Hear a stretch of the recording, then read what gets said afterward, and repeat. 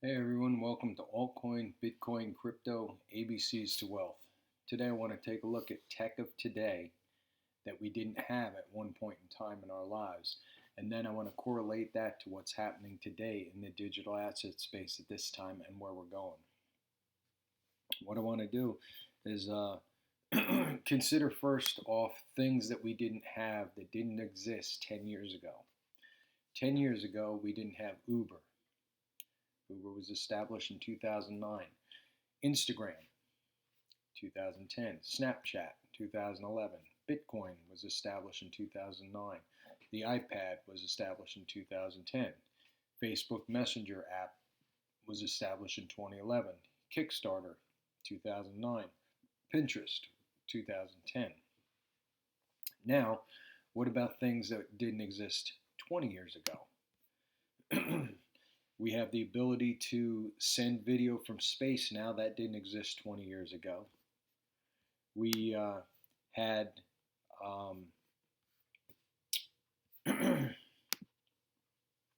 Fitbit didn't exist 20 years ago. Smartphone didn't exist 20 years ago. Netflix, Spotify, Kindle, crowdfunding, Wi-Fi, Google Maps, YouTube, you get the idea. Now, what about things that didn't exist 30 years ago? Well, 30 years ago, we didn't have dial-up. We didn't have Nintendo 64. We didn't have GPS. We didn't have Hotmail, Febreze, Diaper Genies, the Disney Store, Prozac, and texting. Texting first came around in 1992. When we think about things that we use daily and the things that we used to live without prior to all these things being invented, we didn't really have them and we didn't miss them. Consider what the world was like before these inventions and how long it took for the masses to accept them into their lives and use them, on a regular basis, on an everyday basis. There's going to be inventions in the future that we don't have today, and the generations that grow up with those inventions as a part of their daily life, they're not going to be able to imagine life without them. Think about the generation now. I mean, cell phone is attached to everybody. You know, you can't see anybody walking around that doesn't have a cell phone. It's a very rare occasion.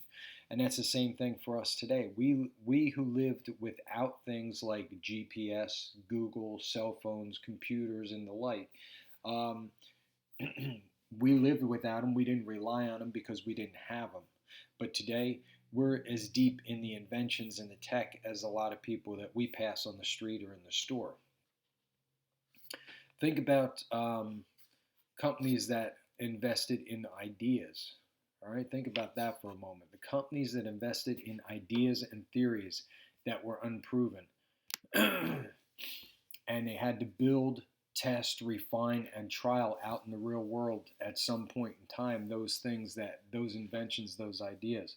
Companies and endowments that invested in startups like IBM, Dell, Apple, Sony, Samsung, companies like that, all you just add to the list. And groups and individuals, they all basically jumped into the unknown because they could see things that the average Joe investor couldn't see. And it's this short-sightedness that causes the average Joe to miss out on things like the computer age, the cell phone, the internet, Google, Apple, and so many other things. When we look at people who made the big bucks through investing into small startups and no names, we wonder what it is that causes them to venture into areas that they may know little about at the time.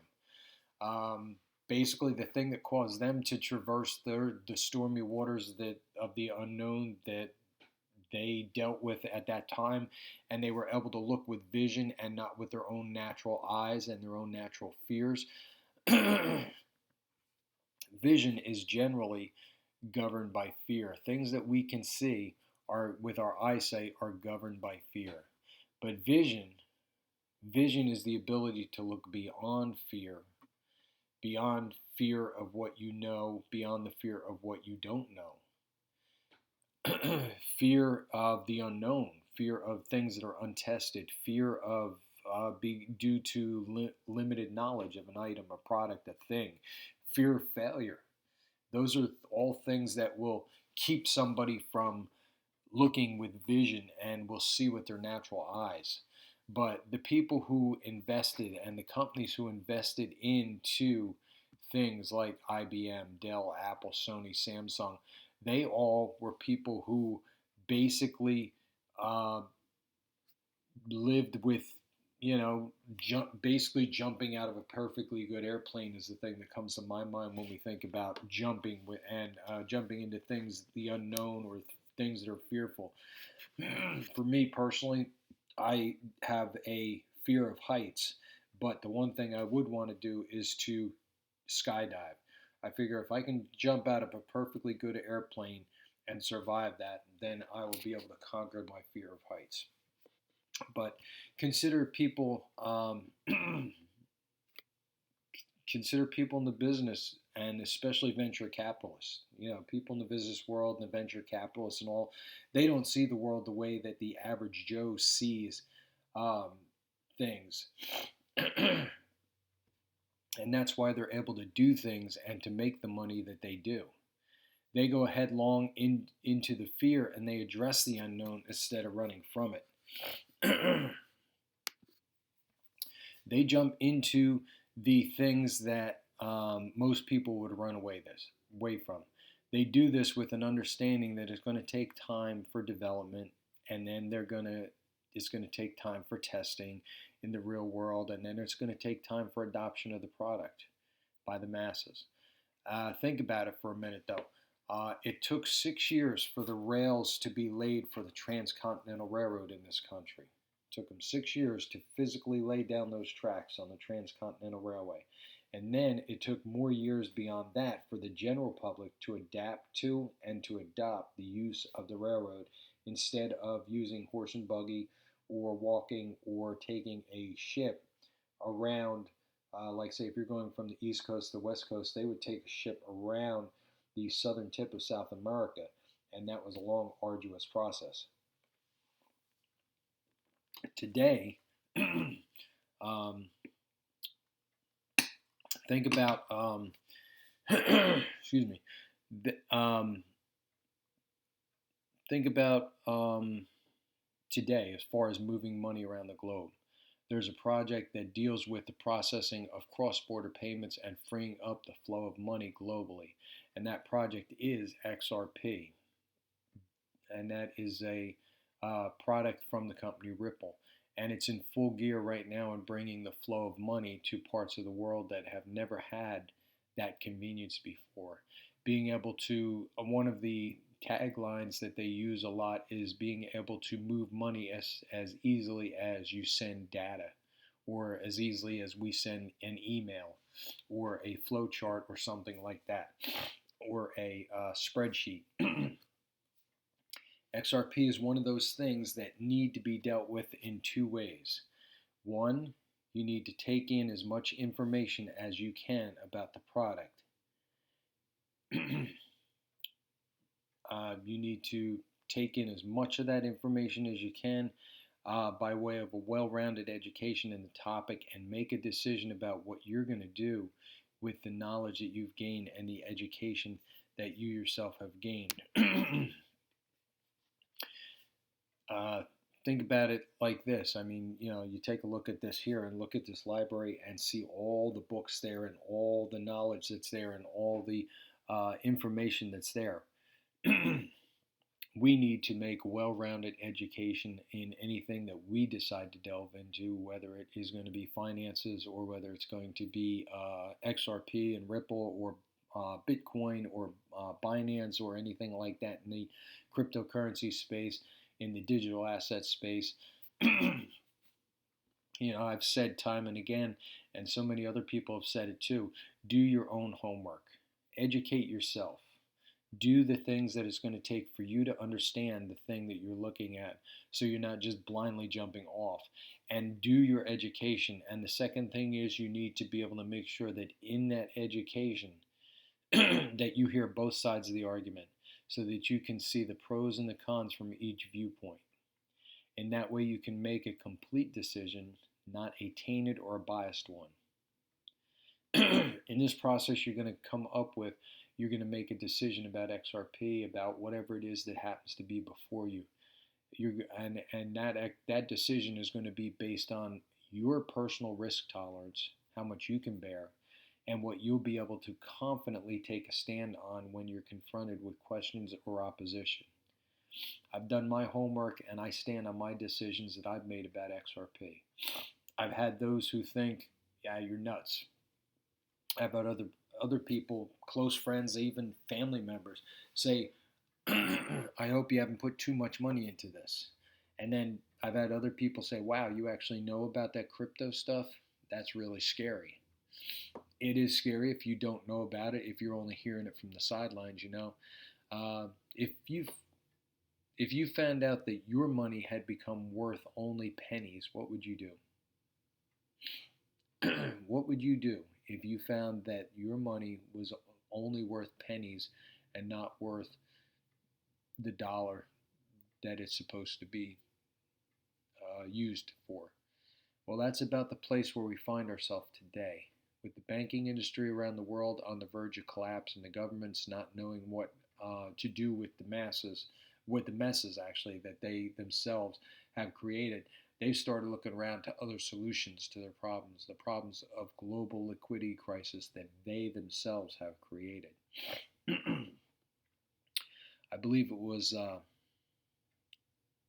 it Albert? I believe it was Albert Einstein who said, "You cannot create, you cannot." What did he say? He said, "You cannot solve a problem from the same place that it was created." And boy, is that true. These guys in the finance industry, they just keep going back and forth, back and forth, back and forth, and trying to do the same thing over and over and over again, expecting different results. But with the banking industry around the world on the verge of collapse, and the governments not knowing what to do with their very own messes, and with liquidity drying up and the banks not able to pay each other at the end of their business day, and a lot of the institutions such as the Deutsche Bank laying off hundreds of workers, the crisis is real. If you have been looking at sorry, I dropped the mic. If you've been looking at any of the news lately, over this past year even, I mean, look at the yellow vests that protests that were going on in France. Look at the people who stormed the banks over in Japan and set it on fire. Look at the people that are being laid off in the Deutsche Bank. Look at the look at J.P. Morgan. They got slapped with a fine from the government for money laundering, and it doesn't faze them. They just keep doing the same thing over and over and over again, and they figure that, well, I'll make enough money, and I'll be able to pay their little fine, and we'll just keep going and doing things as usual. Now, if you watch the standard media programs, or the very biased business shows that are available there, then the picture looks all rosy and bright. But behind the cameras, where real life smacks you in the face, the narrative is quite different. It's one of gloom and doom, and the financial institutions know that. The world of Bitcoin, cryptocurrencies, and digital assets is the answer to the problem that's facing us at this moment in time. With that being the case, it may be time for you to consider looking into XRP, doing your homework, coming up with that place where you're going to make a decision. It all has to, everything that Bitcoin, cryptocurrency, and digital asset has to offer to you as an investor, and the true upside that can be realized when you do your homework and you get a clear picture of what Bitcoin is, what cryptocurrency is, what XRP is, what the company Ripple is, and you look at the fundamentals of these companies. I'm not a financial advisor. I am laying this out here to give you guys some food for thought. There is nothing that I say that should be taken as financial advice. It's for educational and entertainment purposes only. So what I want you to do is I want you to do your homework. Go dig into it. Find out what cryptocurrency, digital assets Bitcoin, XRP, Ripple, Ethereum, Litecoin, Cardano. I mean, just there's thousands of uh, altcoins out there besides Bitcoin. There are thousands and thousands of projects out there there's something going on with each of them. Some of them are going to last, some of them are not. Probably 99% of those are not going to last once things get rocking and rolling and we figure out what has a use case and what doesn't. They're going to fall by the wayside. Just like things of the past, like with the .com boom, that you had those websites that were just built and then the names were put out there with a .com at the end and there was nothing to them, so they didn't survive. But the ones that did survive, we've got nowadays, like Google, and Apple and Chrome and all that stuff. But my admonishment to you is do your homework.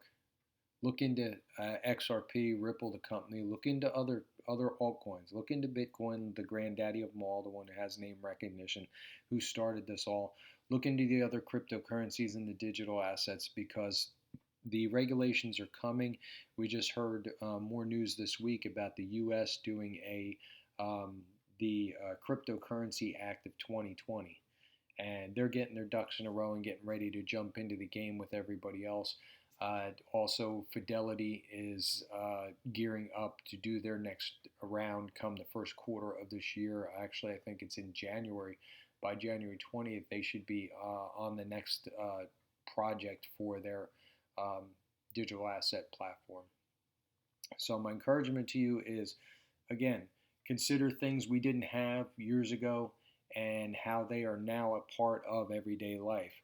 XRP is the same thing. We didn't have that 7 years ago. Now we have it. Now it's getting ready to change the world forever. And now's the time to get in. So do your homework and make your own choice. Again, I'm not a financial advisor. I'm not a financial planner. I'm not financial anything. This is for education and for entertainment purposes only. So do your own homework. Take what I say. Use it as a point of starting and a food for thought. And we will catch you on the next go-round. Take care.